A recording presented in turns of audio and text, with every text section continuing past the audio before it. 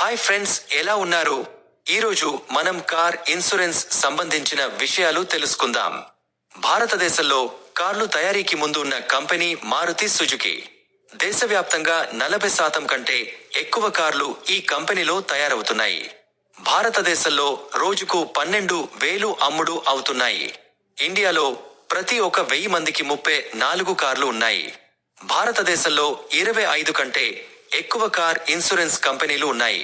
అందులో టాప్ 5లో ఉన్న కంపెనీలు Acko general insurance, Go Digit insurance, IFFCO Tokio general insurance, Tata AIG insurance company, HDFC Ergo car insurance కంపెనీలు మొదలైనవి. కార్ ఇన్సూరెన్స్ కు కవరేజ్ 2 రకాలుగా ఉంటుంది. అవి మొదటిది third party car insurance.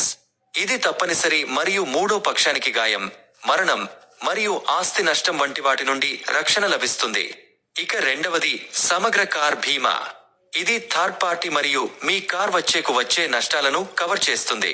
Car road మీదకు రావాలంటే బీమా ఉండాల్సిందే. నిజానికి ఇది వాహనదారుల బాధ్యత.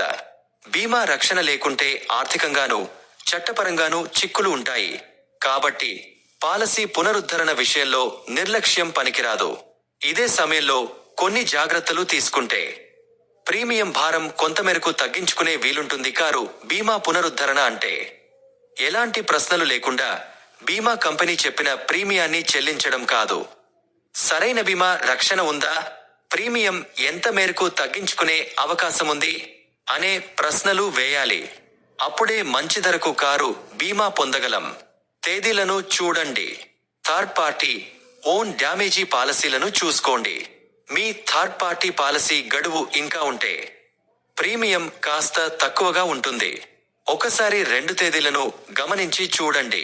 తేడా ఉంటే అందుకు అనుగుణంగా బీమా పాలసీని తీసుకోవాలి. అనుబంధ పాలసీలు మీ ప్రత్యేక అవసరాలను చూసుకోండి. వీటి కోసం ఏమైనా ప్రత్యేక అనుబంధ పాలసీలు కావాలా అన్నది పరిశీలించండి.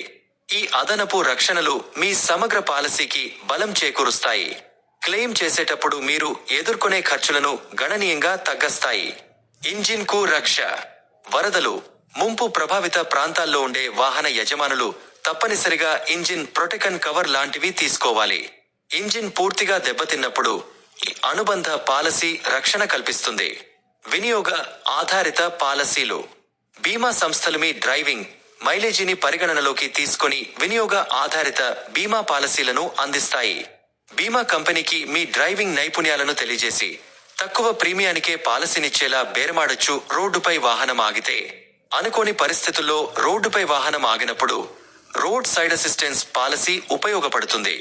వాహనం మరమ్మతు, ప్రమాదం, ఇలా సందర్భం ఏదైనా వాహనదారుడికి కావాల్సిన సహాయం వెంటనే అందించేలా తోడ్పడుతుంది.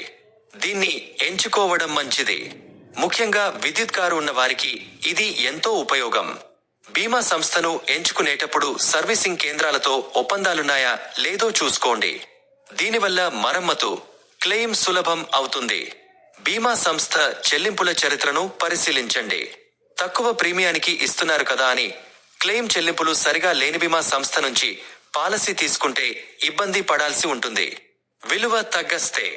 కొన్ని బీమా సంస్థలు వాహన బీమా విలువని తగ్గించి పాలసీని అందించేందుకు ప్రయత్నిస్తాయి. ఇలాంటి విషయాల్లో జాగ్రత్తగా ఉండాలి. ప్రీమియం తగ్గుతుంది కదా అని ఆలోచిస్తే ఏదైనా ప్రమాదంలో వాహనం దెబ్బతింటే వచ్చే పరిహారము తగ్గుతుంది. No claim bonus.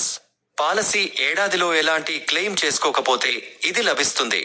ఇది బీమా ప్రీమియాన్ని తగ్గిస్తుంది. కాబట్టి చిన్న మొత్తాలకు బీమాను ఉపయోగించుకోకపోవడమే మంచిది. మరమ్మతు ఖర్చు ఎక్కువ అవుతుంది అనుకున్నప్పుడు ఆలోచించి నిర్ణయం తీసుకోవాలి. పాలసీని పునరుద్ధరించుకునే సమయంలో బీమా సంస్థతో ఒకసారి మాట్లాడండి. తక్కువ ప్రీమియానికి అందించేందుకు ఏం చేయగలరు అని అడిగి చూడండి. ప్రీమియం తగ్గించుకునేందుకు కొంత సమయం వెచ్చించడం ఎప్పుడు మంచిదే.